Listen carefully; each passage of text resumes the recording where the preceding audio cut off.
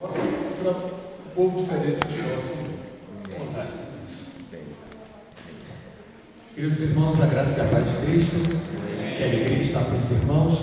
Vindo para cá, os irmãos vão perceber que eu estou um pouquinho rouco, perdi a voz, mas a voz está voltando. Eu falava com o pastor Franklin, falei, pastor, indo aí para Minas, perdi a voz, mas dentro do ônibus eu vim orando do Rio de Janeiro para cá, falei, Senhor, devolva a minha voz, eu preciso falar do Senhor, e a voz está voltando aos pouquinhos, então tenha paciência, estou um pouquinho rouco, mas não deixaremos de falar de Jesus, a não ser, é claro, que a voz suma, mas ainda assim eu vou tentar te falar de Jesus, nem que seja por mímica. Queridos irmãos, é uma alegria muito grande, agradeço ao convite feito, a agenda aí preparada carinhosamente pelo pastor Franklin, pelo nosso irmão, pastor Gladson, falamos assim, porque tem feito esse trabalho lindo junto aos nossos irmãos, também aqui, que carecem desse projeto lindo que é o Rastro da Carroça, tem levado o Evangelho junto aos ciganos. Agradeço ao pastor Maurílio, mesmo sem me conhecer, cedendo o seu culto para transmitir a palavra do Senhor a vocês, e agradeço a vocês que também nessa manhã estarão ouvindo um pouquinho daquilo que Deus tem realizado entre as nações, realizado na minha vida e também lá em Angola. Fiquei muito feliz, pastor, ao chegar aqui, já ver ali a bandeira de Angola. É raríssimo ver, nem na minha igreja ter bandeira de Angola. E quando os angolanos vão lá na minha igreja e veem as bandeiras das nações, eles falam, pastor, cadê a bandeira de Angola? Eu digo, irmãos, olha, eu já comprei as bandeirinhas prontas e quase sempre a gente não consegue achar a bandeira de Angola. Estou vendo ali também, tem bandeira ali de Zimbábue e Moçambique aqui. Moçambique, acho que só, das nações africanas, só tem essas duas. Meus irmãos, orem pelo continente africano, são 54 nações, orem por Angola. Não estou só, vim com a equipe missionária, aqui é a gestora do projeto, Vanessa, que é 99,9% do meu ministério, e a pequena missionária Vitória, que é essa criança com 5 anos de idade, mas dentro desse pequeno ser habitam 10 crianças africanas. Meus irmãos, essa criança aí não se engane não, com esse rostinho angelical, com esse semblante tranquilo, mas se houver separação ali para o ministério infantil, as irmãs vão ver que esse pequeno ser habitam alguns seres angelicais, porém apimentados dentro desse ser aí. Meus irmãos, que alegria estar aqui. Eu quero convidá-los para que vocês abram a palavra do Senhor em Atos dos Apóstolos, capítulo 1. Nós vamos fazer a leitura a partir do verso número 6. Minha irmã que está aí ao projetor tem uma apresentação na área de trabalho, ou Colonguela ou ou projeto, alguma coisa assim. Se a irmã puder só abrir para mim, eu estou com o controle aqui, eu acho que eu consigo passar aqui na frente. Opa, muito obrigado. Esse aí mesmo. E daqui a pouquinho eu já vou apresentar o projeto aos irmãos. Mas eu já vou dizer o nome. E nós vamos, antes de ler o texto bíblico, fazer um rápido exercício aqui, que é o exercício do nome do projeto. Deixa eu falar para os irmãos, antes que vocês reclamem do nome do projeto, que lá na PMT, a missionária Mônica reclama muito do nome. Ela falou assim, pastor, esse é um nome muito difícil. Mas deixa eu tentar explicar. Pode dar o irmão para ficar paradinho aqui? Senão o irmão vai ter que ficar ajustando a câmera, né? Não, pastor, ficar parado aqui. Porque o nome não era Ocolonguela ou N, o nome se chamava Projeto Angola. Mas imagina, nós precisamos hoje de 5 famílias missionárias em Angola. Já foi aprovado pela IPB e solicitado pela IPA, Igreja Presbiteriana de Angola. Então, se o nome fosse Projeto Angola, imagina cada missionário indo para Angola. Projeto Angola 1, Projeto Angola 2, ia ser igual aquela missão lunar Apolo 1, né? Apolo 1, 2, 3. E eu via os projetos, Rastro da Carroça, Eu tenho um irmão, não posso falar o nome que está sendo aqui transmitido, mas lá no Kurdistão, Lumen Kurden, Luz para os Curdos, e eu pensava, eu quero um nome assim, forte, bonito, Algo que tenha sentido para os nacionais. E eu pedi um pastor angolano, muito conhecido aqui em Minas, reverendo Antônio Imbula, visita muitas igrejas aqui, e ele sugeriu esse nome, Ocolonguela, que na língua cunhama, falada no sul de Angola, significa servindo ao Senhor. E é com esse intuito que eu, Vanessa e Vitória estamos indo para Angola. Tudo isso é para dar tempo de você encontrar aí o texto em Atos. Já encontrou?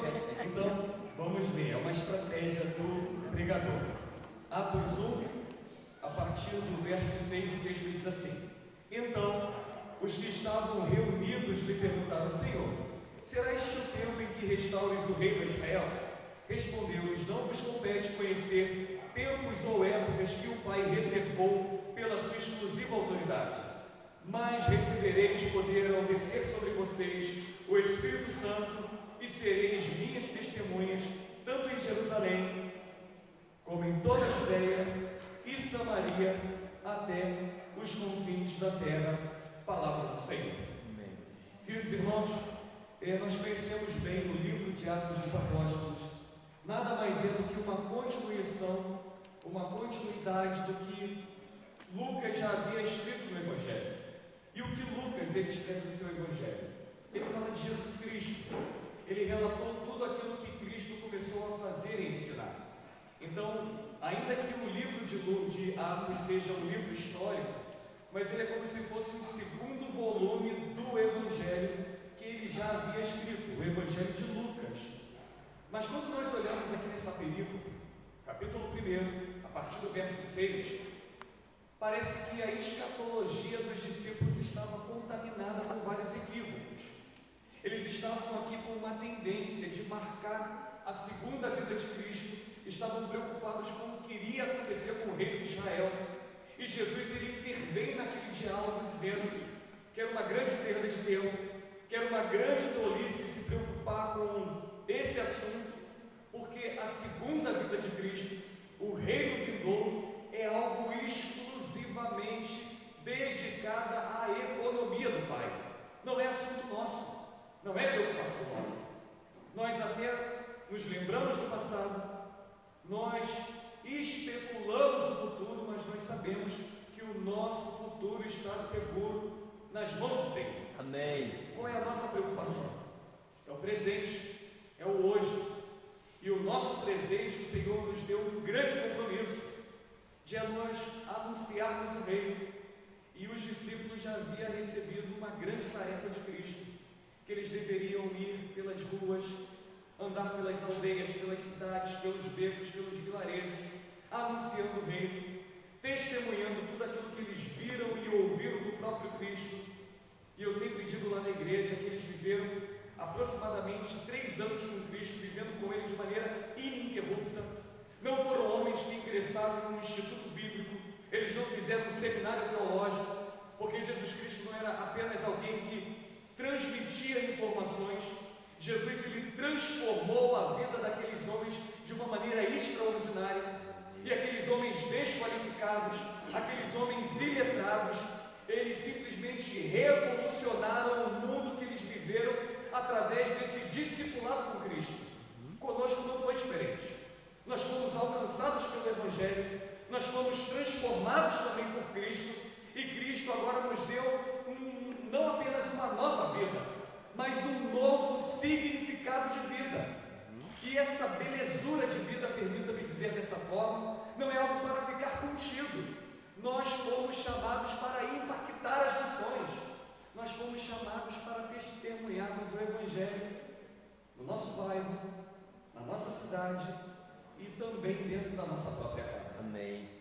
E esse texto que nós acabamos de ler aqui é exatamente o que Cristo estava dizendo para esses homens. Eles estavam preocupados quando Jesus ia voltar para restaurar o reino de Israel. E aí Jesus chama eles para uma conversa muito próxima, muito pessoal, dizendo o seguinte: olha, vocês estão se preocupando com coisas que não deveriam se preocupar. Vocês devem se preocupar em fazer aquilo que eu confiei a vocês. Anunciar o Evangelho, batizar todas as pessoas em nome do Pai, do Filho e do Espírito Santo, discipular essas pessoas e fazer com que o reino de Deus seja conhecido entre as nações. E quando eu olho aqui no versículo de número 8, olhem na sua Bíblia, Jesus ele direciona o olhar dos irmãos e também o nosso olhar para a ação missionária, porque ele apresenta um esboço do que os discípulos deveriam fazer. E volto a dizer aos irmãos, não é conhecer tempos ou épocas, mas ele diz aqui, talvez os discípulos naquele momento estavam perguntando: mas Jesus, nós não temos as palavras certas em nossas bocas, nós não sabemos como fazer, nós não temos as estratégias, nós não fomos para o seminário, nós não fizemos um curso de missiologia na PNT. E aí Jesus diz: calma, vocês serão revestidos com o poder do Espírito Santo. E o que Jesus está dizendo aqui para ele? É importante entendermos isso, porque a palavra poder na Bíblia ela vai ser apresentada de duas formas: a palavra exousia e a palavra dinamis. A palavra exousia se refere a governo, a autoridade. A palavra dinamis é a palavra habilidade e força. E aí nós vamos entender, meus irmãos, que o poder da igreja não é um poder autoritário. O poder da igreja também não é um poder dado através da autoridade, através do poder eclesiástico. Mas também o poder da igreja não é um poder intelectual e nem a força do homem. E nós entendemos que o chamado de Deus para nós anunciarmos o Evangelho não tem nada a ver com missionários, não tem nada a ver com pastores, não tem nada a ver comigo e com você, porque nós não temos as habilidades necessárias para cumprir aquilo que Deus coloca em nossas mãos. Por isso que Cristo diz aqui aos discípulos que não tinha nada a ver com eles, e por isso a necessidade deles serem revestidos com o poder do Espírito Santo. Então nós temos que entender isso. A segunda palavra que salta aqui aos nossos olhos nesse texto, além da palavra poder, que eles foram revestidos com o poder do Espírito Santo com um único motivo: para serem testemunhas. Testemunha aparece aqui no livro de Atos dos Apóstolos pelo menos 29 vezes, como substantivo ou verbo. Testemunha é aquela pessoa que vai relatar tudo aquilo que viu e ouviu. Os apóstolos fizeram isso. Eles não pregaram outro evangelho, eles não falaram nada deles, eles não testemunharam os seus achismos, eles não testemunharam verdades no seu coração, mas eles anunciaram tudo aquilo que eles ouviram e viram acerca do maior evento das suas vidas: Jesus Cristo, o Salvador do mundo. Aleluia. O mesmo Cristo que Paulo pregou, o poder do Evangelho capaz de quebrar as cadeias, capaz de subjugar a mente do ser humano, capaz de entrar no coração mais duro. E exatamente é esse chamado que eu e você recebemos. Não tem nada a ver com missionários e pastores, volto a dizer. É um chamado para todos nós. Significa que o compromisso de pregar o Evangelho, de anunciar Cristo aqui no Recanto Verde, não é do pastor, não é dos presbíteros, dos diáconos, da equipe de missões, mas é de todos vocês. Você precisa anunciar o Evangelho dentro da sua casa. Os adolescentes precisam chamar outros adolescentes. As irmãs precisam anunciar o Evangelho para outras irmãs. Os homens precisam anunciar o Evangelho para outros homens.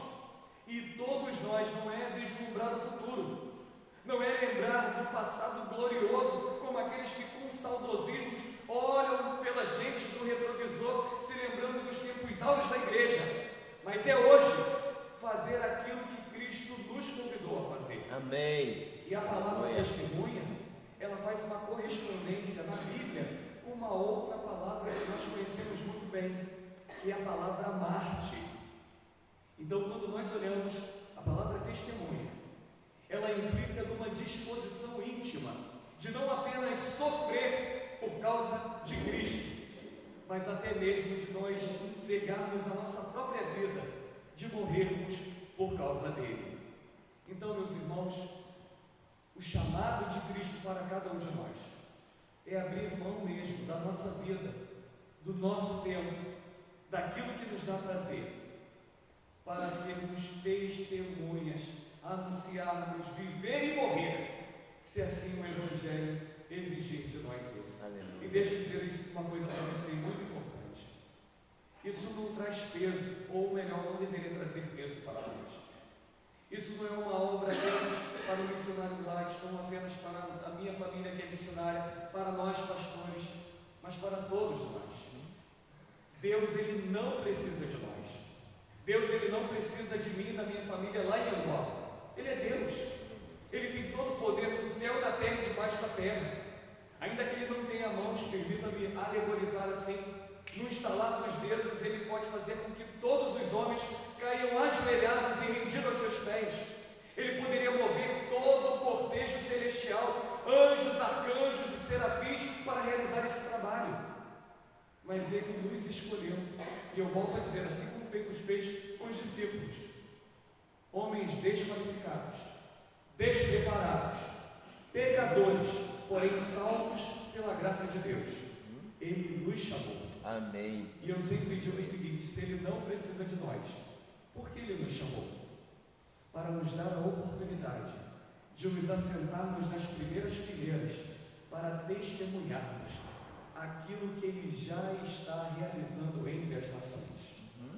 E foi essa oportunidade que Ele deu a mim e a minha família, para atravessarmos o Oceano Atlântico e testemunharmos o que Ele já está fazendo entre os angolanos. E eu queria apresentar um pouquinho do nosso projeto lá em Angola e falar um pouquinho dessa igreja tão querida, tão amada, essa igreja que o Senhor me deu. E eu digo assim porque eu não escolhi Angola, mas Angola me escolheu pela graça do Senhor, e nós estamos felizes demais. E às vezes eu brinco com a igreja, pastor, eu lamento muito que às vezes a igreja fala tanto de missão, mas não compreende a beleza e a natureza de missão. E infelizmente, ao invés de eu receber o encorajamento da igreja, às vezes eu ouço descorajamento da igreja. E às vezes muitos amigos pastores dizem para mim: pastor, você é um louco, não é para você ir para o campo, é para você estar conosco aqui no Mackenzie dando aula, é para você continuar conosco aqui no seminário, é para você fazer isso ou aquilo. Eu digo: tudo bem, meus irmãos, isso é muito bom, mas o Senhor está me direcionando para um outro campo, e lá vai ser bom demais, porque lá é o lugar que Deus quer que nós estejamos. Amém. E algumas pessoas ficam me mandando vídeo lá do continente africano: pastor, é verdade isso aqui que está acontecendo agora no vídeo da Nigéria, de alguém sendo decapitado, de alguém sendo morto? Eu digo: é verdade sim, está acontecendo isso. Esse aí é um grupo extremista chamado Boko Haram, que está devastando aldeias lá na Nigéria. E ele manda um vídeo lá de Moçambique, está a bandeira ali. Eu digo: é verdade sim, esse é o grupo Al-Shabaab, que é um grupo extremista que está entrando na cidade de Cabo Delgado e matando cristãos. Mas por que você está preocupado? Se isso está acontecendo é porque os crentes são fiéis a Cristo, estão lá no campo, estão testemunhando, não estão se envergonhando do Evangelho. Mas os crentes não entendem isso e ficam me mandando vídeos para tentar me desencorajar, para eu não ir para o campo. Meu Deus. Meus irmãos, não é peso ser testemunha para Cristo. Amém. Mas é um privilégio dado pelo Senhor Deus. E nós precisamos entender isso. E nós estamos muito felizes, porque Deus está nos chamando para sermos testemunhas. Então eu quero apresentar um projeto. Essa é a família missionária. Eu, Vanessa Vitória, além de ser pastor da Igreja Presbiteriana do Brasil, ainda estou no início do meu ministério. Vou completar agora em janeiro 11 anos de ministério pastoral. Então estou no início da trajetória, e nesse início de caminhada, muito feliz que já estou tendo a oportunidade de ir ao campo. Tenho também atuado na área do ensino, da formação. Há 10 anos que eu trabalho na educação teológica, formando pastores presbiterianos e também formando pastores de outras denominações. A Vanessa também atua na área também da formação, é pedagoga. Eu também sou professor de história, também atuo na formação circular. E lá em Angola nós também estaremos atuando nessa área.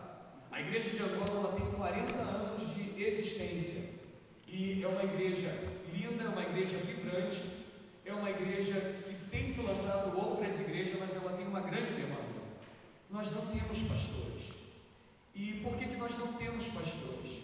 Porque nós não temos pastores e missionários com uma mínima qualificação para formar novos pastores. Então há alguns pastores lá em Angola que tiveram a oportunidade de virem ao Brasil estudar, outros tiveram a oportunidade de irem para os Estados Unidos e para outras nações, mas é um grupo muito pequeno. Então existem lá 2 seminários, mas nós não temos um grupo de docentes suficiente para dar uma formação para o número de pastores que a denominação precisa. Então há uma cooperação entre a Igreja Presbiteriana do Brasil e a Igreja Presbiteriana de Angola. Há muito tempo atrás, o que nós fazíamos? Nós trazíamos os meninos lá de Angola para estudar no Brasil. Só que eles chegavam no Brasil, se vislumbravam com esse país continental, ficavam aqui, faziam o seminário, pastor. Aí depois, já estou aqui no Brasil, fiz o seminário, vou fazer o mestrado. Depois de fazer o mestrado, já estou aqui, já fiz o mestrado, vou fazer o doutorado.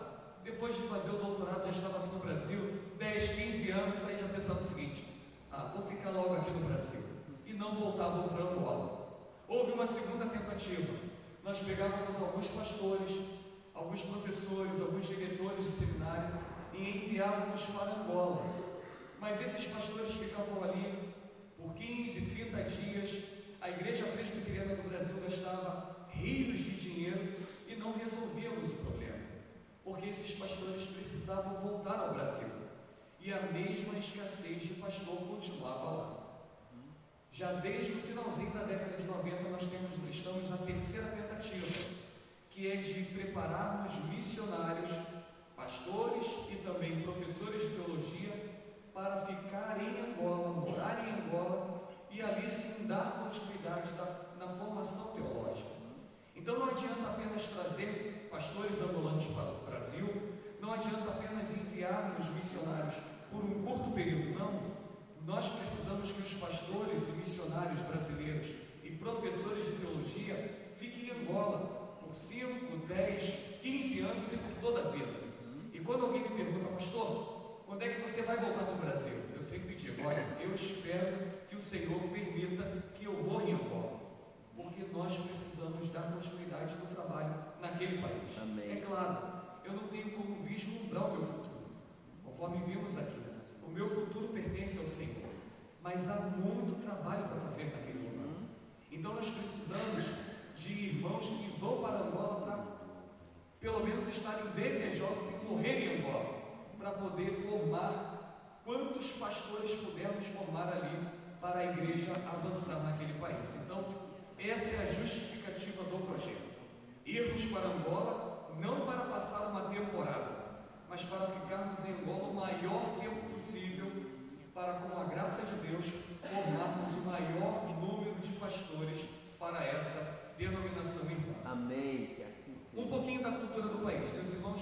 A cultura de Angola é riquíssima, se assemelha muito à cultura do Brasil, porque muitos elementos da nossa cultura, ainda que tenha vindo de Portugal, muito da nossa cultura, ela vem da cultura angolana, principalmente na nossa língua.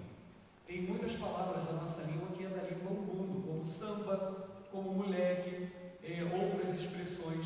Inclusive tem uma grande loja de varejo, eu não sei se tem em Belo Horizonte, mas tem lá no Rio de Janeiro, chamado Calunga. Calunga é uma expressão do umbundo. Quando nós chegamos diante de um auditório, por exemplo, ou diante de alguém, nós cumprimentamos assim na língua umbundo. Calunga, que significa bom dia, boa tarde, boa noite. E quando nós cumprimentamos no auditório, nós cumprimentamos Calunga e Vosse.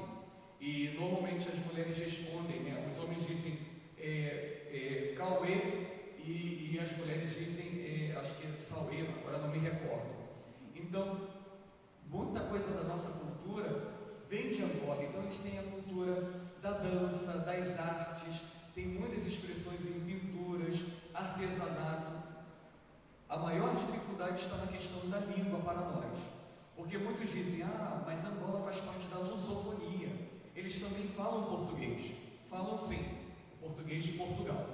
Só que lá em Angola, além do português, cada província eles têm a sua língua nacional. Província é os nossos estados. Então, por exemplo, é como se fosse Minas Gerais tem a sua própria língua, Rio de Janeiro tem a sua língua, São Paulo a sua língua.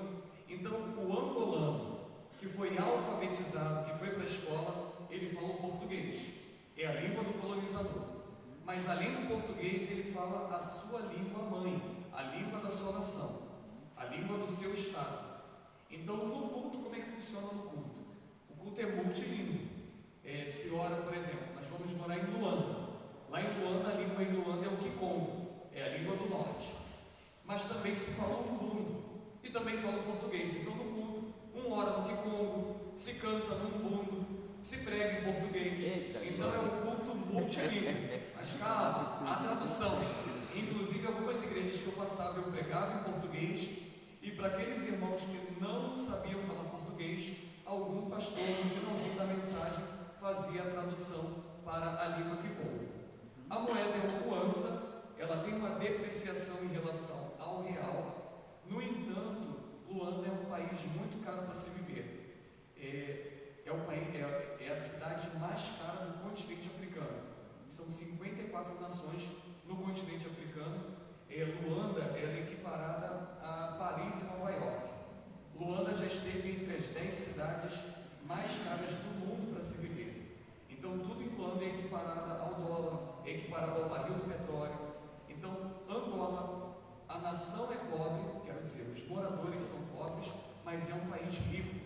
É o 5º país mais rico da África. Porque nós temos, eu até escrevi isso no livro que eu trouxe, nós temos uma visão muito equivocada do continente africano. A nossa visão é uma visão eurocêntrica, é uma visão estadunidense. Nós olhamos para o continente africano com as lentes que os norte-americanos nos deram, com as lentes que os europeus nos deram. Então, quando nós olhamos para a África, o que nós pensamos no continente? Pensamos em feitiçaria, pensamos em guerras, pensamos em miséria, tem tudo isso, mas não é apenas isso. No continente africano, há vários avanços tecnológicos. No continente africano, há muitos avanços em infraestrutura, em várias áreas. No continente africano, na Nigéria, que é o país mais rico da África, está nascendo a cidade do futuro, que é Atlantic City, que é uma cidade que vai ser muito maior e mais tecnológica do que a cidade de Dubai, no Emirados Árabes, e as pessoas desconhecem isso.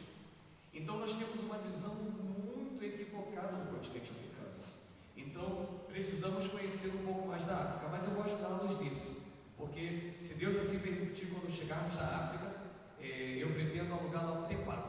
Então vai ser o meu quarto da Vanessa, o quarto da Vitória e o terceiro quarto, é o seu quarto. Então deixa eu dizer aqui as regras do contrato.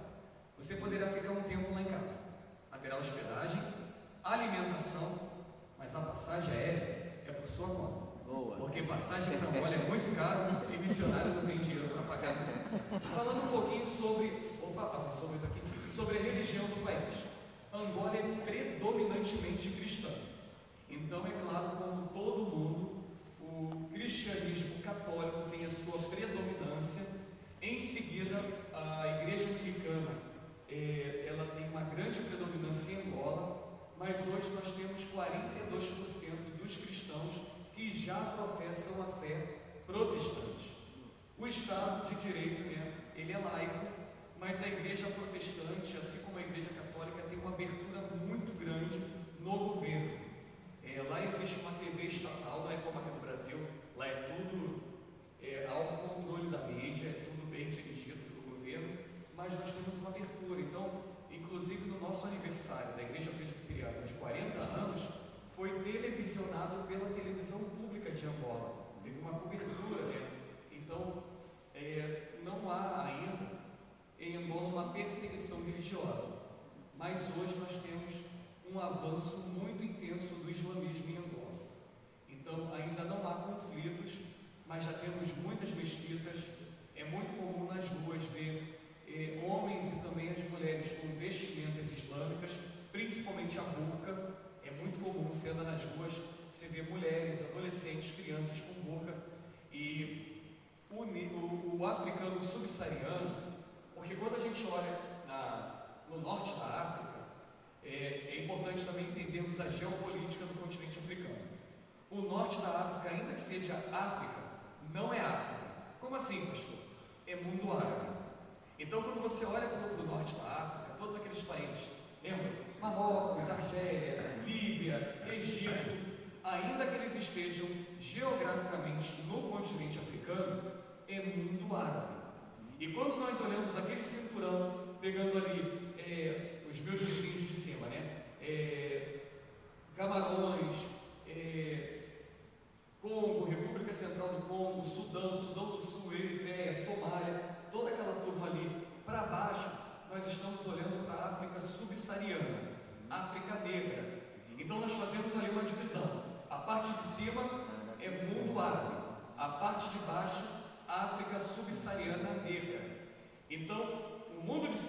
muçulmano e a turma de baixo é o mundo misto, muçulmanos e cristãos. Só que o que já está acontecendo? Nesse mundo que é misto é onde ocorrem mais conflitos, porque há uma presença cristã mais maciça. No norte ocorrem conflitos, mas os muçulmanos eles dominam, então os conflitos eles até têm uma intensidade, mas não são tão intensos. Por isso que nós estamos começando a ver conflitos na Nigéria, conflitos em Moçambique e talvez em algum momento também esse contexto ali religioso em Angola também vai mudar, porque o número de muçulmanos está aumentando a cada dia lá. E como tem uma presença maciça de cristãos, em algum momento também poderá haver conflitos. E um pouquinho da igreja de Angola, meus irmãos.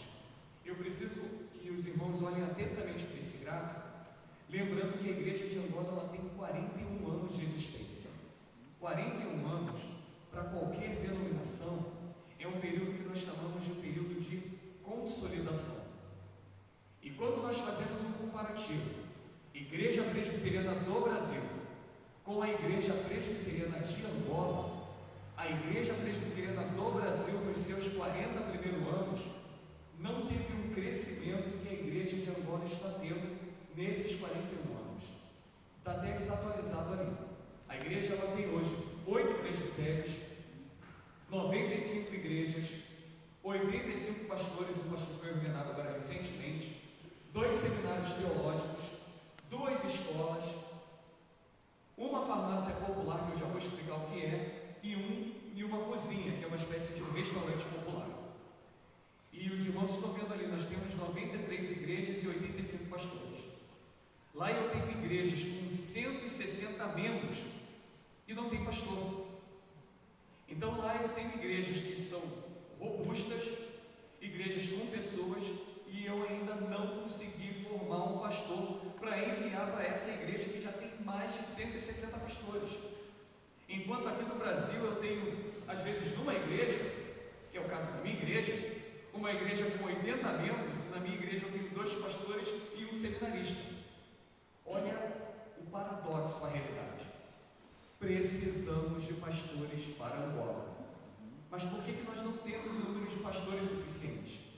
Porque nós não temos professores nos nossos seminários. Por isso que nós precisamos enviar, meus irmãos, missionários para Angola, professores para formar novos pastores. E lembrando que, quando nós formamos pastores, pastores vão plantar novas igrejas. As novas igrejas vão discipular aqueles que são alcançados através da proclamação do Evangelho. E essa farmácia popular tem algo lindo acontecendo no sul de Angola. Tem uma igreja em especial, lá no sul de Angola, é uma igreja que cresceu de uma maneira assim, exponencial. Em 8 anos, uma igreja em específico, a igreja do reverendo Antônio Ngula, ele visita muito as igrejas aqui, e tem tido muito apoio dos irmãos aqui, louvado seja Deus por isso. Em 8 anos, a igreja ela cresceu tanto, a igreja tem 900 membros. E em 8 anos, essa igreja ela plantou 12 igrejas no sul de Angola. E essa igreja ela plantou uma farmácia e um restaurante para fornecer alimentação gratuita para as pessoas.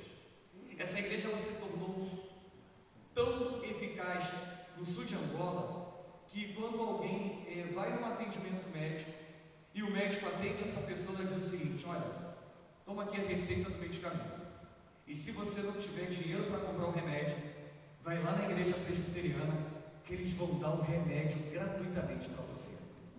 O governo federal, quando ouviu essa história, mandou uma comitiva.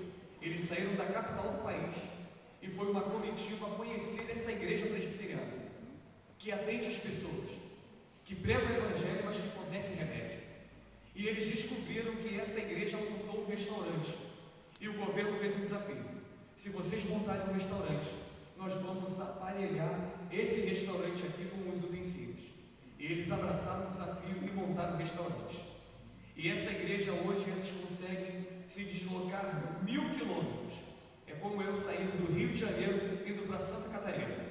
E eles chegam em algumas aldeias de pessoas que nunca ouviram falar do Evangelho. E recentemente eles visitaram uma aldeia, uma etnia dos Khoisan. Khoisan é a etnia mais antiga de Angola, uma das mais antigas do continente africano. Pessoas, indivíduos com 50 anos de idade, que nunca viram um carro, nunca viram um profissional da área da saúde, nunca pegaram um comprimido para tratar malária.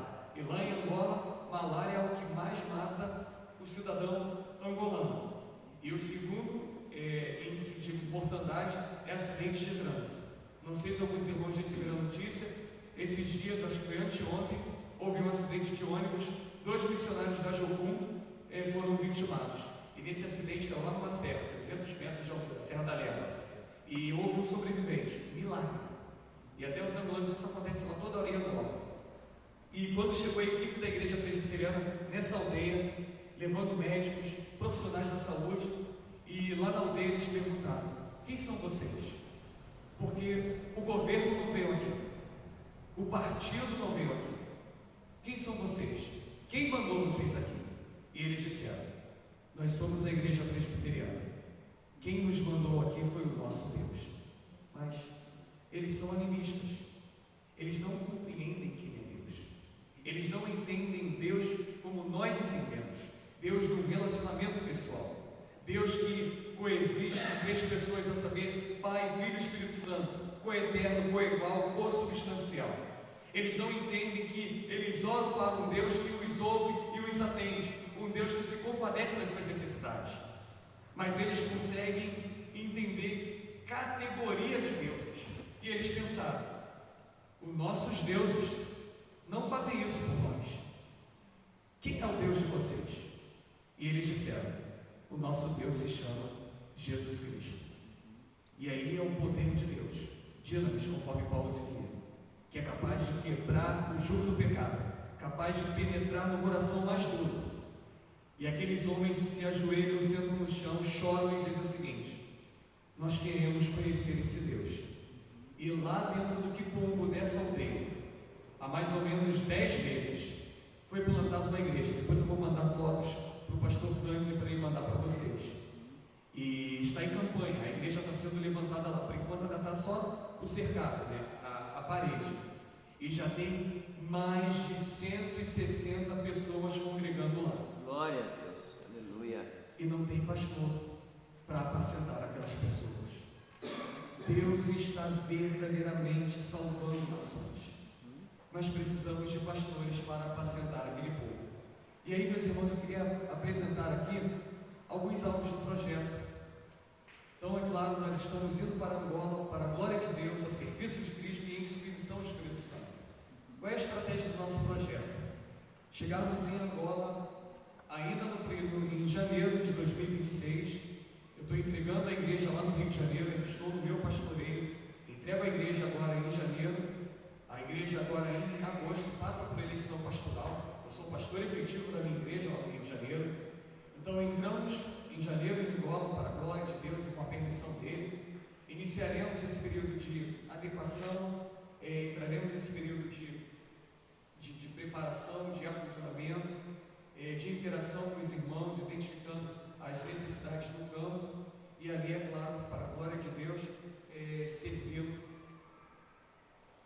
E sempre quando alguns irmãos me perguntam, eu sempre coloco essa foto, porque a primeira pergunta que me fazem: pastor, o que é que tem para comer em Angola?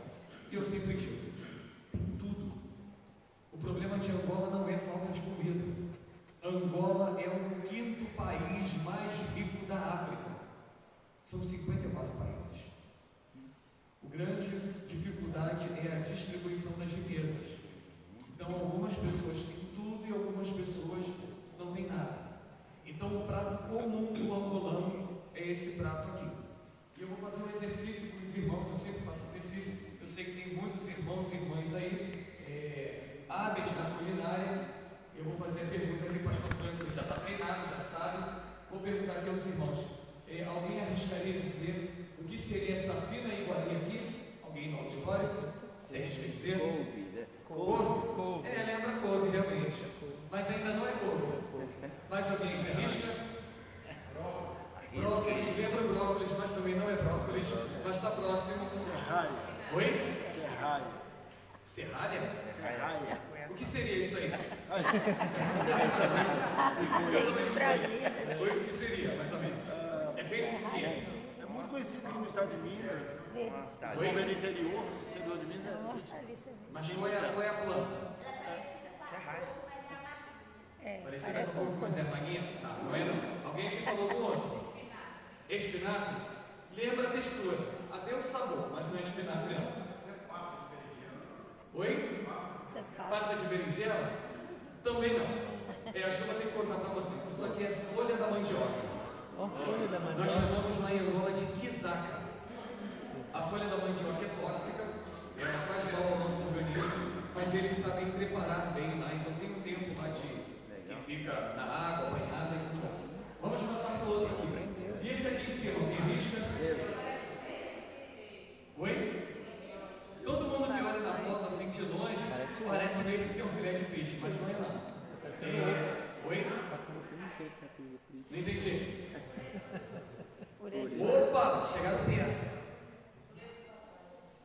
É mandioca. Alguém que falou muito bem. Só que não é um purê, nós chamamos de fungi. Os angolanos que estão assistindo não fiquem chateados com o pastor não. É uma textura muito sólida, tá? É gostoso, eu gostei do fungi de mandioca. Lá nós chamamos de fungi de bombô. Sabe aqui a gente tem, as crianças gostam de brincar com a tal da, como é que é o nome, Vanessa? Oi, slime. Lembra o slime? Só que é mais grossinho que o slime, mas lembra o slime. Quando você bota a mão é tipo slime. Então, deixa eu já dizer uma coisa para o brasileiro. O brasileiro é chato demais para comer. O brasileiro chega no restaurante, vai logo lá na linha de serviço, dá uma olhadinha e o que agrada a ele, ele bota no prato. Lá em Angola não vai rolar isso não, tá bom? Então é bom você não ir lá na linha de serviço não. Bota no prato e come. Porque se você for lá na linha de serviço para olhar, você não vai comer. A comida não é comida, mas é saborosa. Então o slime, quero dizer, o fuji do bombô, ele é presente todos os dias no prato do angolano. No café da manhã, que lá chamamos de mata-bicho, ou pequeno almoço, no almoço e na janta. Então, todo angolano ele vai comer a casaca e o fungi, é o que tem no prato dele. Alguns angolanos que têm um pouquinho mais de recurso vai ter proteína, que normalmente não vai ser carne, vai ser uma outra proteína animal. Normalmente é o peixe seco, mas o peixe seco não são todos que vão conseguir comer, não. Porque diferente de nós aqui que vamos num lugar mais bacana, na peixaria, dá lá o peixe refrigerado, o peixe lá é na feira, é no chão, normalmente em cima de uma lona, não tem refrigeração e normalmente está coberto por moscas. Então, essa é a grande diferença do supermercado e das feiras livres. E como Luanda tem muito lixo na rua, tem muitas moscas. Eu me recordo que até perguntei para o pastor, falei, pastor, como é que vocês fazem para limpar esse alimento que está contaminado? Existe um preparo especial? Ele falou, não, pastor, olha, quem tem dinheiro comprando no mercado, quem não tem, come esse aí. Então é claro que o organismo do angolano, ele já adquiriu anticorpos que ele come aquilo ali. Se eu comer, eu já vou direto para a UTI. Mas com o tempo, meu organismo vai ser preparado e eu vou comer o peixe seco da feira. Mas nesse dia eu comi esse alimento ali muito bem preparado, muito saboroso. Então aqui o fungi de bombô, aqui o fungi também, isso aqui é o fungi de milho branco. Lá além do milho amarelo, tem o milho roxo, o milho branco. E aqui é uma proteína, aqui foi uma carne de cabrito. Muito saborosa, foi muito saborosa. Aqui algumas reuniões com a igreja, alguns cultos. Era uma reunião da Assembleia Geral que equivale ao Supremo Concílio. Eu quero chamar a atenção, meus irmãos, aqui para essa camisa do irmão reverendo Antônio Bento. Nós chamamos lá de pano. Tem o pano azul e o pano branco. Então tem o irmão lá na ponta que ele está com pano azul e ele com pano branco. O pano é o que identifica as igrejas em Angola. Cada denominação tem o seu pano. Então, exemplo, por isso que está aqui, ó, IPA, Igreja Presbiteriana de Angola. Olha aqui a logo. Essa é a logo da Igreja Presbiteriana do Brasil, lá atrás. Então, lembra essa logo, a sarça, né, ardia e não se consumia. Então, Igreja Presbiteriana de Angola. Então, A igreja batista lá tem a sua cor, acho que é amarelo, a igreja metodista são vermelhos e a igreja presbiteriana é verde e azul. Então todos os domingos saem aquelas caravanas, aquela turma, todo mundo indo para a igreja, os coloridinhos. Então você olha na rua e você vê a cor. E ó os batistas, ó os presbiterianos. E quando tem evento na igreja, por exemplo, a SAF combina. O que nós vamos usar hoje? Aí a SAF diz, hoje nós vamos botar o pano azul. E aí vai toda a SAF, as irmãs já vão lá. E elas botam tanto o pano enrolado na cintura, como uma espécie de uma saia, e o turbante na cabeça. E os homens colocam as blusas, e aí todo mundo vai para a programação. É muito bacana. Aqui alguns alunos do seminário do Norte, Seminário Neves do Saque, e aqui foi um culto de 40 anos da igreja. Aqui nós temos algumas diaconisas, tá? A igreja de Angola tem diáconos e diaconisa. Preciso lembrar que a igreja de Angola não é uma congregação da igreja presbiteriana do Brasil, é uma outra denominação, a igreja presbiteriana de Angola, com a sua liderança, com a sua estrutura, é uma igreja que tem parceria com a igreja presbiteriana brasileira. Então, por exemplo, além de eles terem diaconisas, tem também algumas pequenas diferenças. Lá eles batizam por imersão e também por aspersão, pela efusão como nós fazemos, derramamento de água sobre a cabeça. Então é muito comum de, às vezes, o batismo ser feito em rios, é comum de o batismo ser feito em alguma piscina batismal dentro de uma igreja, é muito comum lá em Angola. O que chama a atenção aqui no culto? Os cultos, olha as irmãs aqui da SAF, vão todas combinadas aqui com um pano azul, tanto na saia como na cabeça. Os cultos lá são bem longos. O culto aqui durou 8 horas. Então, por exemplo, meu primeiro culto, eu cheguei em Angola por volta de 5 horas da manhã no domingo.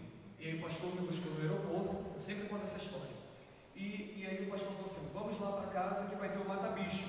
Eu falei, vamos participar de uma matança de animal? Já cheguei em Angola, já vou participar do primeiro ritual.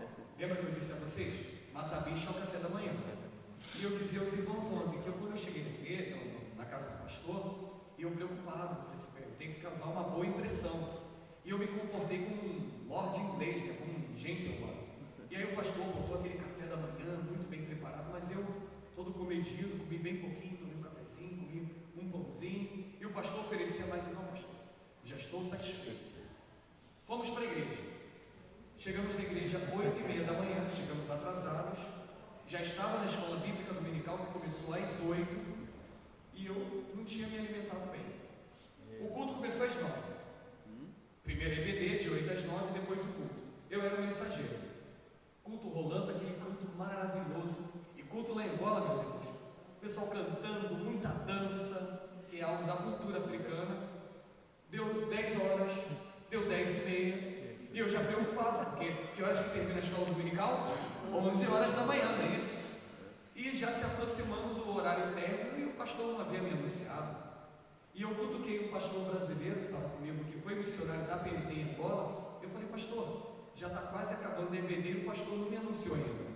E aí ele deu aquela risadinha de canto de boca e eu fiz a tradução, né? Sou formado em programação neurolinguística, né? Eu falei, opa, tem alguma coisa estranha aí. Mas fiquei quieto. Deu 11 horas, deu meio-dia, quando deu 1h da tarde, não estou confuso com o fuso horário não, porque lá é 4 horas a mais. Era 1h da tarde. O pastor me anunciou. Meus irmãos, estamos aqui recebendo o pastor Narciso, lá do Brasil, vai nos trazer a palavra.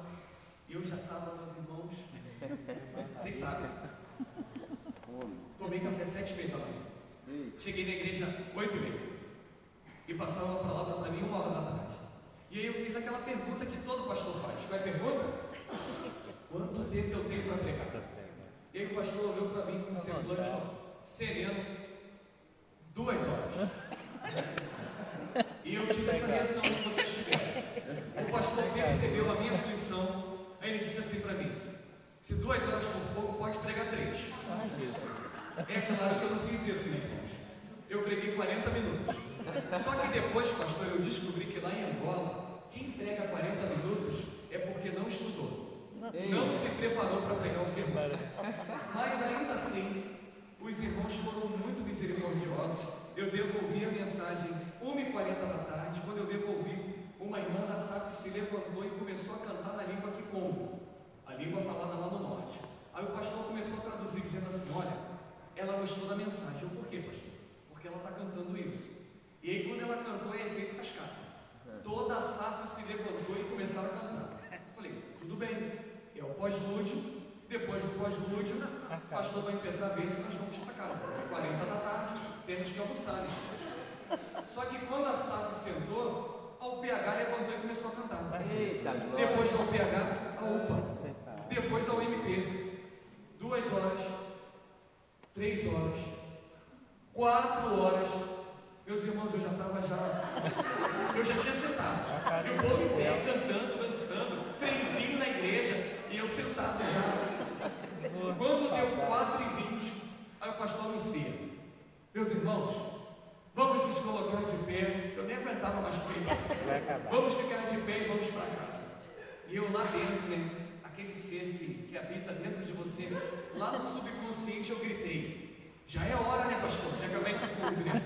Mas, meus irmãos, não é que o culto foi ruim ou demorado, é porque foi o primeiro, eu estava acostumado. E eu tenho enxaqueca, e um dos gatilhos é quando eu passo da hora de almoçar. E eu já tinha, eu costumo almoçar 11h30 da manhã, lá no Rio de Janeiro. Só que nesse dia eu almocei 5h30 da tarde. E aí eu mandei uma mensagem para a Vanessa, eu falei: Vanessa, eu estou passando mal, porque não almocei. Só que a Vanessa não entendeu a mensagem. A Vanessa botou lá no grupo de oração da igreja que eu tinha passado mal por causa da comida em Angola. Aí o povo lá no Brasil estava de joelho orando, pensando que o pastor tinha morrido por causa da comida angolana. E aí foi o primeiro culto de muitos que terminavam 8 horas. Nesse culto tinha um detalhe, lembra? Mesma coisa, o culto começou às 8 ali, terminou 5 horas. Essa diaconisa aqui, eu peguei elas. Cadê os diáconos da igreja? Os diáconos da igreja, levanta a mão aí. Isso. Nas nossas igrejas, os diáconos sentam, lá em Angola não.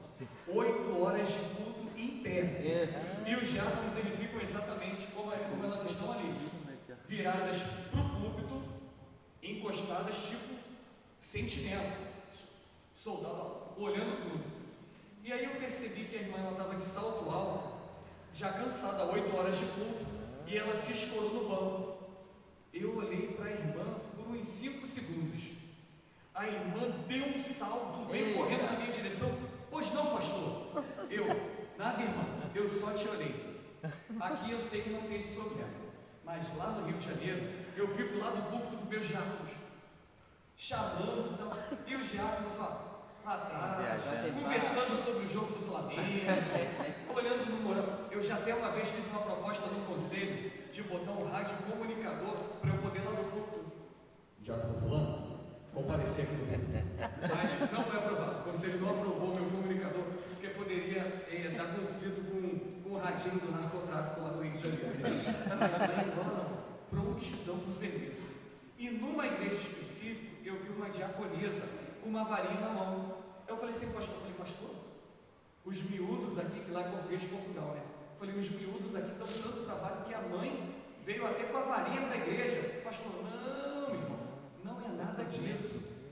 É o seguinte, pastor, é porque tem uns irmãos aí no culto que eles dão uma cochilada. E se acontecer isso, a diaconisa já vem, ó, dá com a varinha no quengo do cidadão. É boa. Tem uma turma que fica mexendo no celular. E a turma que mexe no celular, a diaconisa vem também. Isso. Eu já apresentei também essa proposta. Vocês estão ouvindo com vocês, né? Porque não acontece isso aqui. Eu já apresentei também essa proposta para o meu conselho, mas também não foi aprovado, não passou aqui. Então lá é muito ruim. E ainda uma curiosidade lá em Angola, meus irmãos, lá é a lei do mais velho. Nós chamamos da lei do cota. Então, lá é o mais velho que manda. Então, quem aqui já está com idade de 70 anos? 70 anos. Reina em Angola. O senhor vai ser rei lá em Angola. 70 anos para cima é a lei do mais velho. Então, tudo na igreja é assim: o mais velho é o mais moço. E outra coisa, dos homens para as crianças. Almoço na igreja. Quem é o primeiro a se servir? Os homens. Depois as mulheres Por último, as crianças. Sempre assim. E aí eu vou passando aqui algumas fotos, né, para a gente terminar, aqui já está a hora passando. Aqui na Sociedade Bíblica de Angola, aqui distribuindo algumas Bíblias, que lá tem muita carência de Bíblia, visitando algumas instituições, alguns outros seminários. E aqui uma foto que eu acho muito bacana. Lembra que eu falei das etnias que estão sendo alcançadas? Eu visitando uma região lá de Penhasco, Tundavala, eu encontrei com as Mumuílas. E quando eu vou nas igrejas eu coloco a versão com cortes.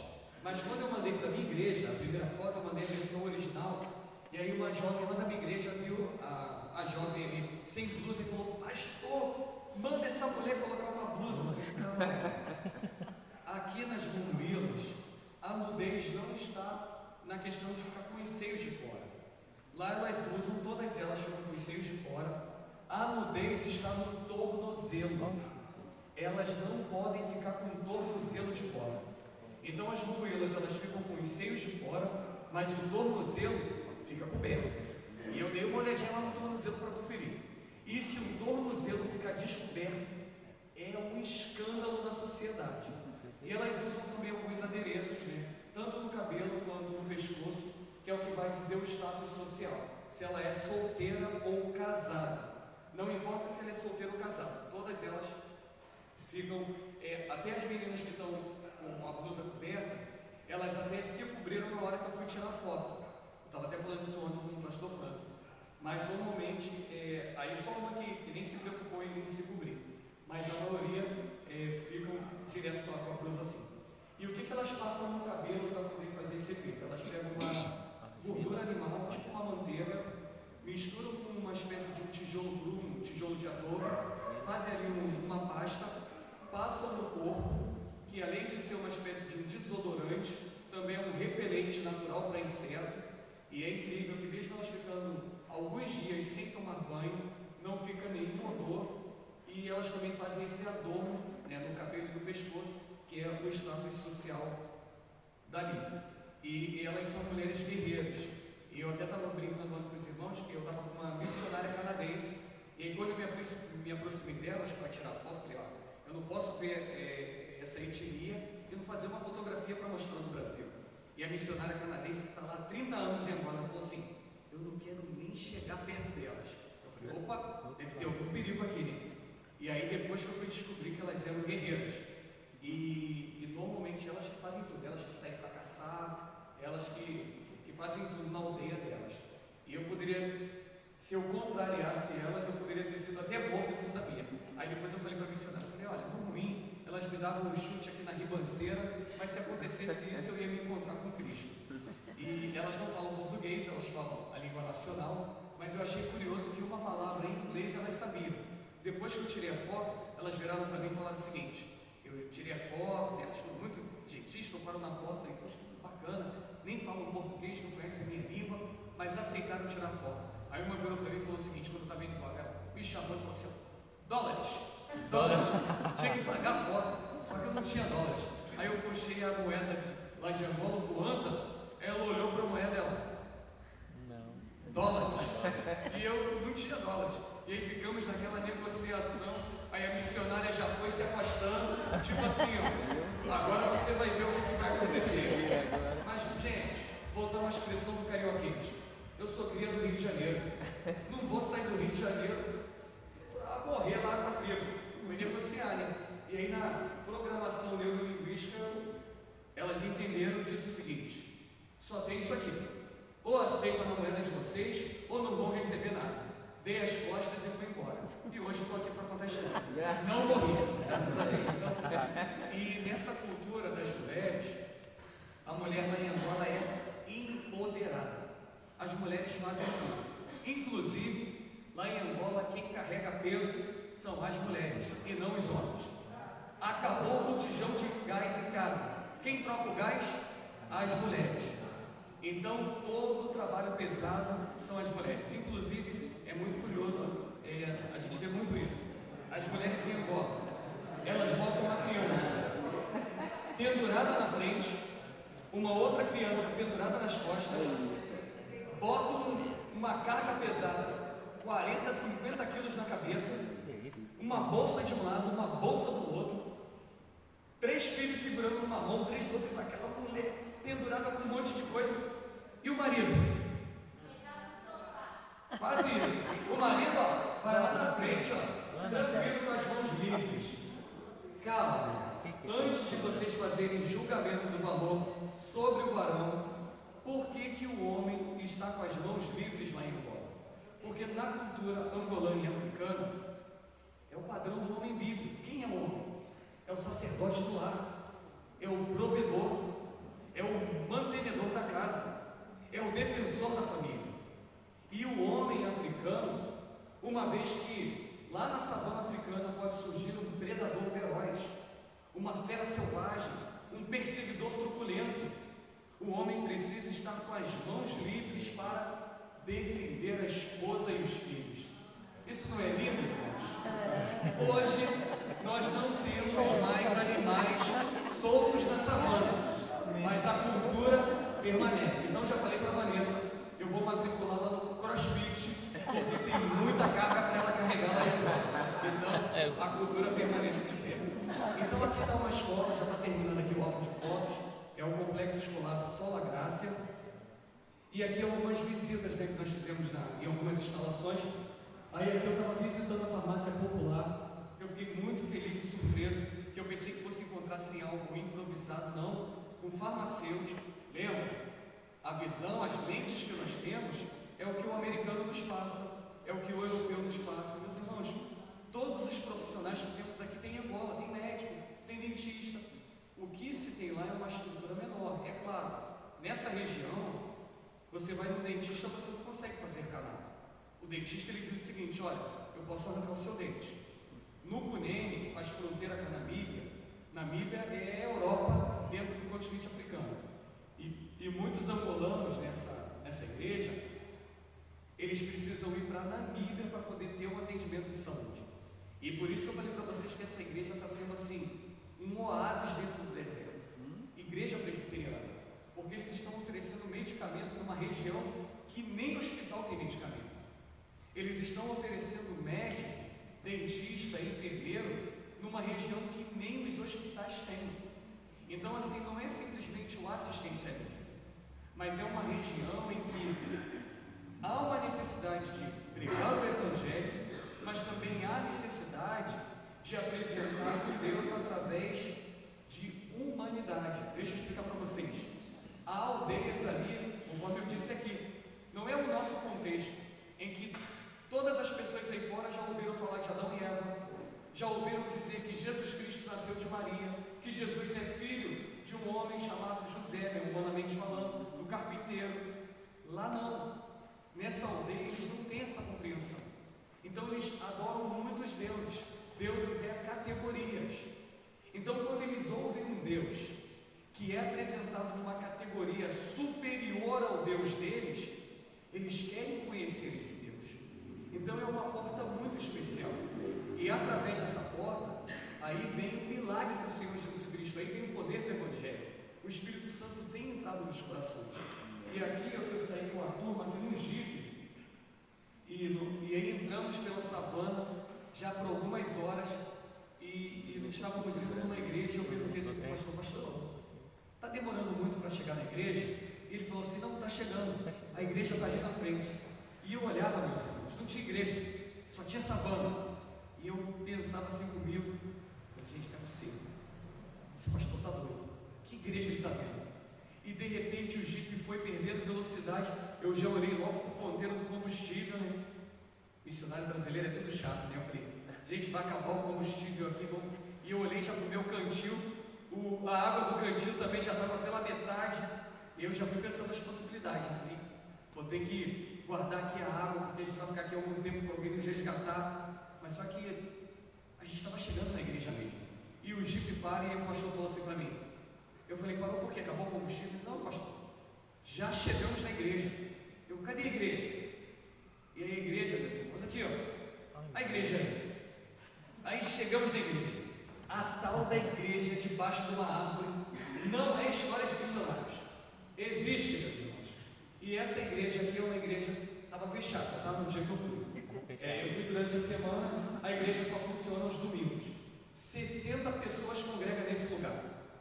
E esse slide eu até deixei ali, depois os irmãos poderão compartilhar, tá já no computador da igreja, com essas fotos. E essa igreja eu fiquei assim muito animado, 60 pessoas congregam ali todos os domingos. Na época que eu fui, ano passado. Só que na igreja só haviam 9 bancos, que são esses toquinhos aqui.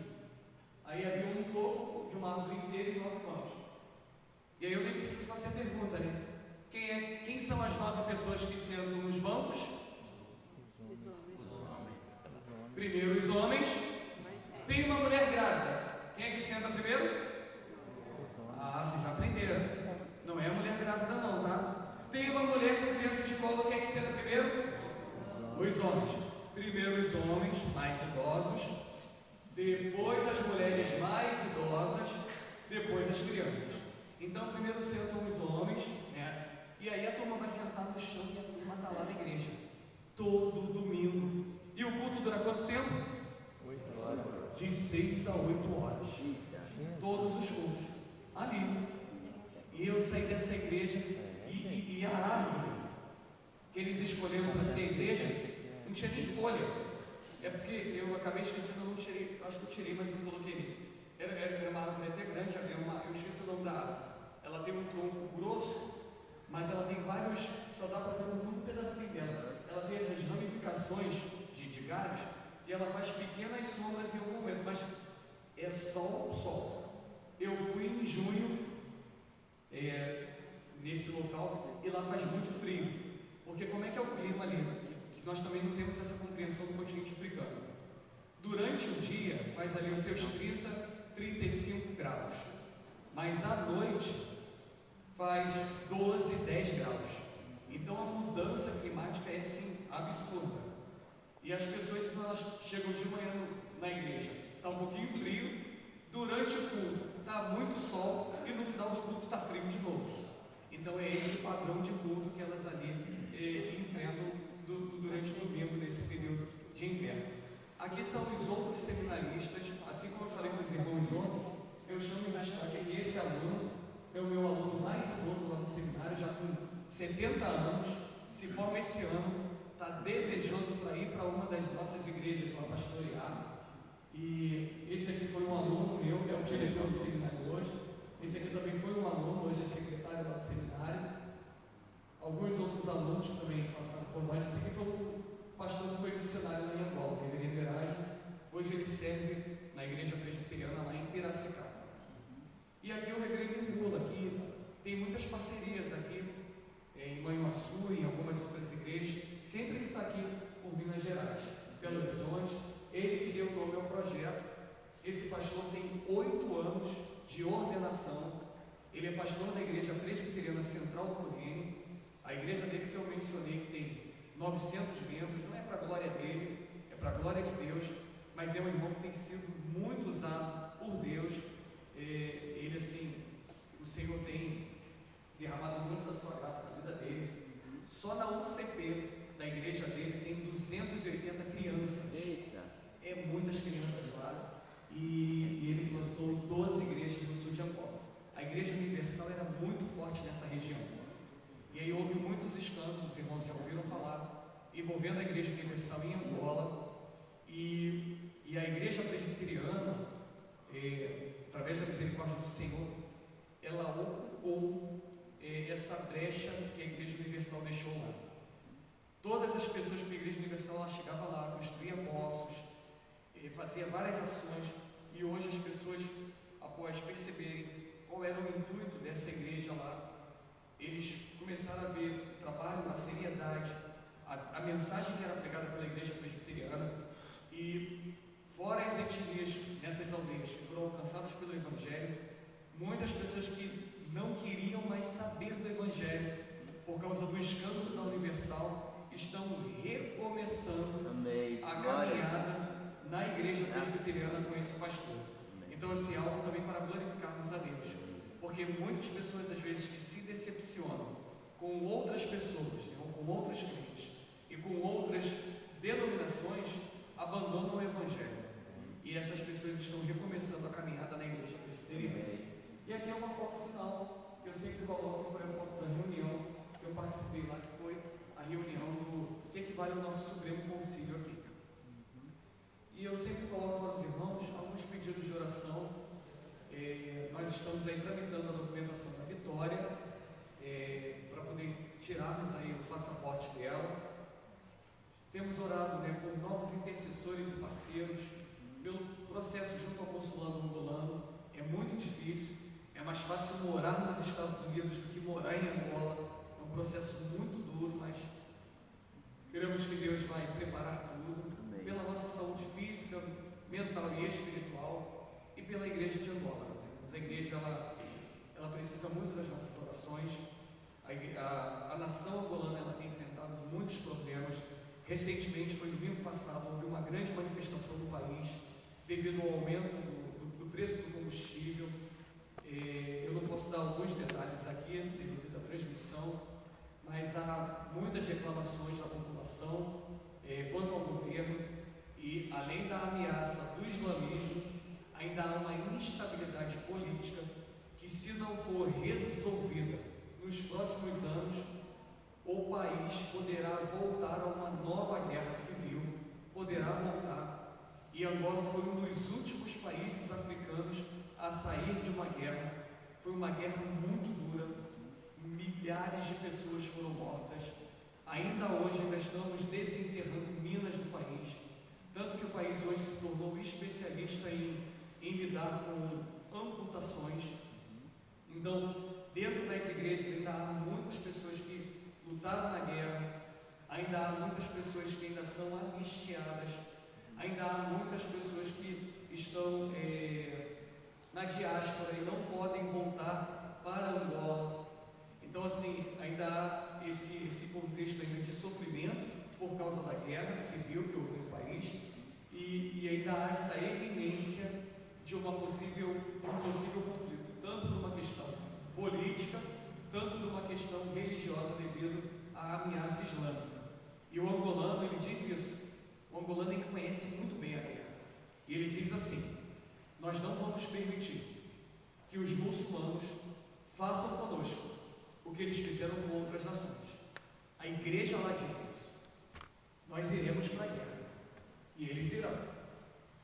E é até curioso, isso eu posso dizer aqui abertamente, o Laison sabe disso. Na PND nós assinamos alguns termos.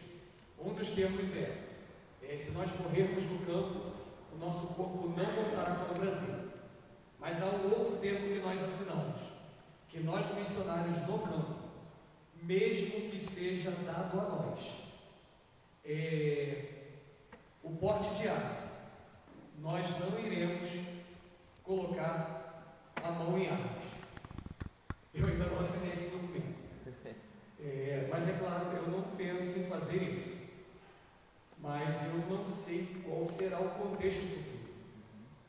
Mas a igreja angolana, ela está pronta para lutar. E ela está pronta para morrer por Cristo, se for necessário. E eu sempre falo para a Valência em casa: eu estou pronto para morrer por Cristo. Eu estou pronto para lutar por Ele. Eu não tenho nenhum pensamento. O meu pensamento é o de baixo. Mas o meu pensamento também é de guerra, se for necessário, para que o nome de Cristo não seja envergonhado diante dos inimigos do Evangelho. Amém. Então nós precisamos entender que Jesus Cristo nos chamou para sermos testemunhas. Aleluia. Eu volto a dizer o que eu disse no início: testemunha implica em ser mártir, e mártir de sorte é viver em tempos de paz, mas implica em morrer em tempos de guerra. Os tempos que nós iremos viver não sabemos. É o futuro reservado a Deus. Foi isso que Lucas registrou no texto que nós temos aqui. Era a preocupação dos discípulos. Por isso que Jesus disse a eles: não é da economia de vocês. Preguem o Evangelho, sejam testemunhas e confiem em mim, que o futuro de vocês está reservado e já é um futuro glorioso, porque a igreja vai vencer, porque porque ela já foi declarada vencedora. Amém. Aleluia. Meus irmãos, que Deus assim nos abençoe. Amém. E eu coloco apenas aqui o nosso contato. Eu acabei não trazendo, mas eu vou colocar lá embaixo. Eu trouxe um pequeno folheto para você poder receber. Eu trouxe também uma literatura que foi escrita com muito carinho. Essa literatura ela foi escrita para glorificar a Deus. O que eu coloquei no livro? Um pequeno testemunho daquilo que Deus tem realizado em nossas vidas, desde o momento da preparação missionária. Foram muitos milagres. Deus ele tem superabundado da sua graça e misericórdia sobre a minha vida, na vida da Vitória, na vida da Vanessa. Durante esse período de preparação missionária eu já fui curado de um câncer. Deus ele já realizou coisas extraordinárias. Eu falei, Senhor, eu tenho que botar isso num pequeno testemunho para glorificar o Teu nome, para motivar a igreja, porque às vezes, meus irmãos, nós temos um pensamento pequeno demais, achando que parece que o time está perdendo, parece que a igreja não está avançando, parece que as coisas não estão acontecendo conforme aquilo que já está escrito no texto bíblico. Não, a igreja está avançando sim, a igreja ela está sim sendo vitoriosa. Amém. E às vezes nós perdemos essa perspectiva. Milagres estão acontecendo todos os dias. E eu falo às vezes para os meus seminaristas em sala de aula, seminarista é tudo incrédulo, eu falo para eles lá. E às vezes eu tenho muito cuidado, pastor, quando eu falo para eles, eu falo o seguinte: olha, desculpe só me alongar aqui, só para vocês entenderem. Às vezes até nós missionários não entendemos o que Deus faz em alguns contextos missionários, em específico em alguns contextos indígenas, continente africano, sudoeste asiático e Oriente Médio. Porque às vezes na cidade Deus ele não manifesta de forma extraordinária, ele realiza algumas obras no ordinário. Porque o homem tem o advento tecnológico, tem a internet, tem a televisão, todo mundo já ouviu falar de Jesus. Ele só precisa da fé que vem de Deus para crer que Jesus é o Salvador do mundo. Mas agora num contexto animista, em que Deus é força, é energia, ali ele precisa de uma manifestação extraordinária. E lá em Angola tem morto levantando do caixão. Lá em Angola as manifestações espirituais, o feiticeiro lá em Angola ele voa, ele levita 2 metros de altura, ele entra às vezes numa igreja, chateadinho com a igreja, e ele faz um redemoinho para cadeiras voarem. E às vezes eu falo isso com muito cuidado, porque você deixa sempre achar para mim e fala assim: pastor, ficou doido. Esses dias eu estava dando aula de missões transculturais, eu estava mostrando alguns vídeos para eles são franceses. Aí até, e eu vi lá em Angola tem sabe essas lutas, né, lá nos Estados Unidos, de teleguete, essas lutas armadas? Lá em Angola tem essas lutas de magia. É claro, é tudo armado. Mas teve um cidadão que eu fiquei assim, como a gente diz, com a pulga atrás da orelha. Foi ninguém que me contou não, eu vi. E aí eu estava vendo o cidadão estava com uma barra de ferro desse tamanho. E aí o cidadão ele tinha o seguinte, ele disse que o poder dele era engolir a barra de ferro. Aí eu pensei, tudo bem, até o mágico do circo faz isso. Já viu aquele truque? Que a pessoa faz um movimento, quem é da área da saúde entende isso. Ele abre a glote, introduz o objeto, a gente faz isso sem intubação. Depois ele vai puxar o objeto, tranquilo. Só que o cidadão fez isso. Ele pegou a barra de ferro, bateu a barra de ferro, era a barra de ferro, comprovado. Ele introduziu a barra de ferro dentro da boca. Aí depois ele deu uma tremida lá, e aí está todo mundo olhando, né? O que vai acontecer agora? Aí o intérprete dele falou o seguinte: olha, agora ele está em transe, mas ele vai ficar bem. Aí recolheu ele lá para dentro do quarto e falou o seguinte: não, olha, ele vai ficar ali, mas depois ele vai expelir essa barra de ferro. Aí eu fiquei pensando, gente, é um negócio estranho ali. Ronaldo Lidório tem uma história, só vou contar essa aqui. Que ele estava lá em Gana, e já bem conhecido, pregando o evangelho, povo animista. E às vezes nesses contextos, Deus ele precisa ser manifestado de uma forma, lembra da categorização? Eles adoram vários deuses, mas o nosso Deus é o Deus Criador, é o Deus Todo-Poderoso. E Deus ele não tem obrigação nenhuma de fazer isso, mas ele se manifesta com graça para que aquele povo testemunhe isso. Porque o povo ele testa o missionário, ele diz o seguinte: olha, eu fui lá no curandeiro. Quando é no contexto indígena, ele diz: eu fui lá no pajé e o pajé não curou. Então você fala tanto desse teu Deus aí, aqui ó, meu filho aqui ó, pede aí para o teu Deus curar. E aí uma mulher foi lá no Ronaldo e falou assim: olha, eu já levei minha criança aqui, pedi para o curandeiro curar, o curandeiro não resolveu. Pede aí para o teu Deus curar. E aí o Ronaldo olhou para a criança e pediu para a criança, pediu para descobrir a criança, se vocês conhecem essa história. E aí, quando o Ronaldo descobriu a criança estava coberta por feridas. E ele olhou para a criança e falou o seguinte: olha, meu Deus tem poder para curar sim o seu filho. E orou pela criança. E falou assim para ela: olha, agora você vai fazer o seguinte, você vai voltar para sua casa e você não, pelo caminho você não vai falar com ninguém. Você vai até sua casa, não vai parar para ninguém, não vai descobrir a criança. Você só vai descobrir a criança quando chegar em casa. E a mulher fez isso. E ela passou por todas as pessoas, não falou com ninguém, não falou com ninguém. E quando ela chegou em casa, ela descobriu a criança. E quando ela descobriu a criança e olhou o bebê, não havia nenhuma ferida no corpo da criança. Glória. Nem mesmo cicatrizes. Muitos irmãos nossos da PNT relatam mesmas histórias. Lá na Cabeça do Cachorro, cidade de São Gabriel da Cachoeira, fazem o mesmo. Levei no pajé, orei, e eles desafiam os missionários: você não tem falado do teu Deus? Está aqui ó, meu filho, ora aí para o teu Deus curar meu filho. E se o Deus do missionário não curar a criança, o Deus do missionário fica desqualificado para o Deus daquele povo. E às vezes nós, como igreja, não acreditamos que o nosso Deus, o Criador, que nós adoramos, que cantamos nas canções aqui, que dizemos tantas coisas, às vezes nós duvidamos que Deus tem poder para fazer isso. Todos os dias esses milagres da Bíblia estão acontecendo. Aleluia. Lá em Angola, no Oriente Médio, aqui no Brasil e até mesmo dentro das cidades. Por isso que eu sempre falo para a Vanessa em casa: Deus está nos dando a oportunidade de testemunharmos o que Ele já está realizando entre as nações. Aleluia. O que eu quero pedir aos irmãos: orem por nós, sejam nossos parceiros nessa missão. Vão juntamente conosco para Angola, para que formemos missionários, pastores, para que façamos por essa igreja o que os nossos irmãos missionários norte-americanos fizeram por nós lá atrás.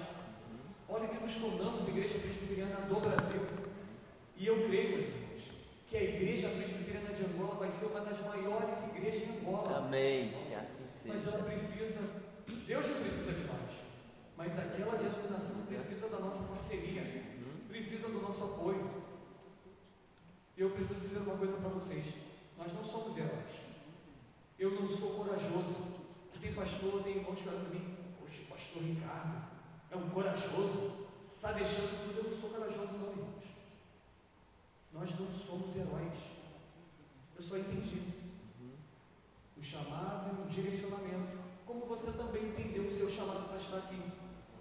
O meu chamado não é maior do que o seu. A minha missão não é mais especial do que a sua.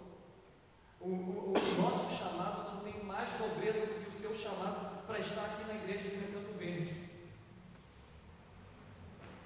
O seu chamado é para estar aqui e o meu chamado é para estar lá. É apenas isso. Mas tem o mesmo valor diante do Senhor. Então, da mesma forma que eu estou desejoso para servir a Cristo lá em Angola, esteja também desejoso para servir a Cristo aqui neste lugar. Amém. Seja Amém. no ministério que Deus colocou você. Aleluia. Sirva a Cristo com fidelidade. Amém. Sirva a Cristo com deleite, com alegria. Não questione o lugar que Deus colocou você para servir.